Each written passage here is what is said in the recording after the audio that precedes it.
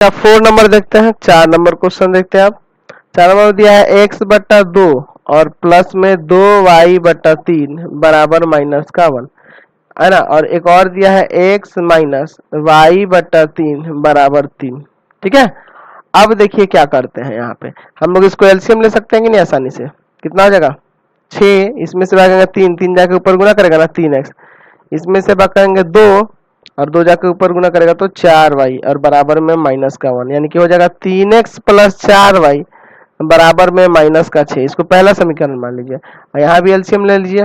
3x minus Y बराबर में 3, यानी कि 3x माइनस वाई बराबर 3 दिया 9 हो जाएगा। ये आपका समीकरण 2 हो गया। समझ गए? चलिए, तो अब सिंपल इक्वेशन हो गया ना। चलिए यहाँ अब देखिए ना, इसमें आपको गुना भी नहीं करना पड़ेगा क्योंकि x वाला दोनों का देख रहे हैं ना सेम है कि नहीं। 3x दोनों जगह है।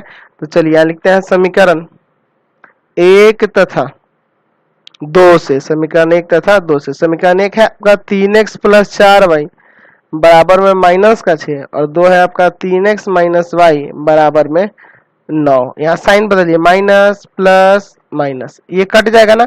देखिए ये माइनस हट गया है, ये भी प्लस में आएगा तो 4y और 1y 5y हो जाएगा और बराबर देखिए यहाँ से प्लस हट गया, ये माइनस आ गया तो ये भी माइनस में, ये भी माइनस में, तो 9 6 माइनस का 15। अब y का मान कितना आ जाएगा यहाँ से, y बराबर हो जाएगा -15/5 यानी कि 3 माइनस का, y बराबर -3 आ गया। तो लिखेंगे y का मान समीकरण किस में रख दिया जाए, 2 में रख देते हैं। 2 में रखने पर 2 सिंपल दिख रहा है ना।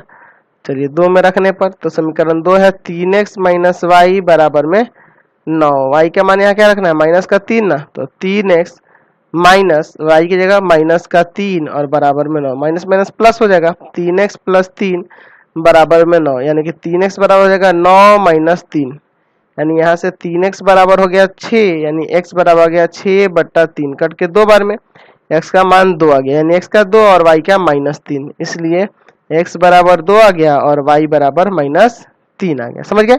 अब देखते हैं दूसरा जो था किस विधि से, प्रतिस्थापन विधि से भी इसको बनाना है। प्रतिस्थापन विधि से भी बनाना है। तो प्रतिस्थापन विधि से बनाने के लिए देखिए इसको एक काम करिए ना, ये जो फर्स्ट और सेकंड माने है ना इसी को ले लीजिए, फिर बेकार में आप एलसीएम लीजिएगा यही लाइएगा, तो इसी को डायरेक्ट नहीं ले लेना। 3x प्लस 4y बराबर -6।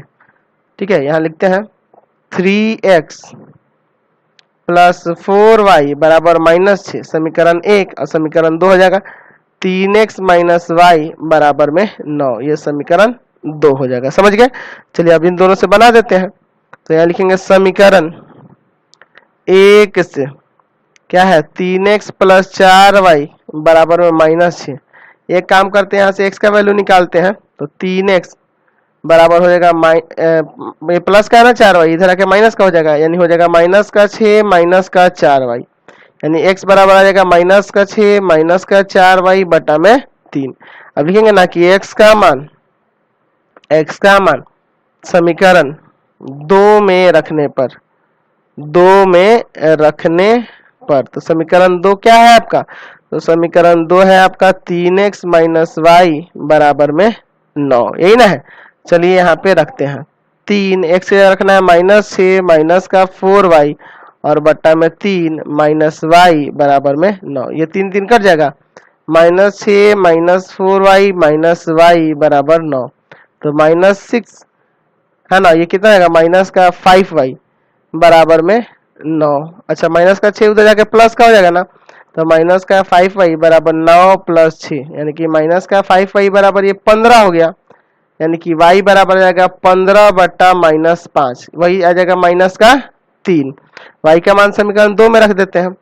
y का मान समीकरण 2 में रखने पर, समीकरण 2 में रखने पर तो समीकरण 2 क्या है आपका 3x माइनस वाई बराबर में 9। चलिए 3x माइनस वाई की जगह क्या आ जाएगा -3 बराबर 9, यानी कि हो जाएगा 3x प्लस का 3 माइनस में प्लस हो जाएगा ना बराबर में 9, यानी कि 3x बराबर 9 माइनस 3, यही ना होगा, यानी कि यहाँ से आपका 3x बराबर हो जाएगा 6, यानी x बराबर हो जाएगा 6/3, यानी 2 आ गया, इसलिए x का मान यहाँ से भी देखिए 2 हो गया और y का मान आपका -3 हो गया। समझ गए? तो ये आपके चारों क्वेश्चन बन गए। चलिए आगे बढ़ते हैं चैप्टर में। Question number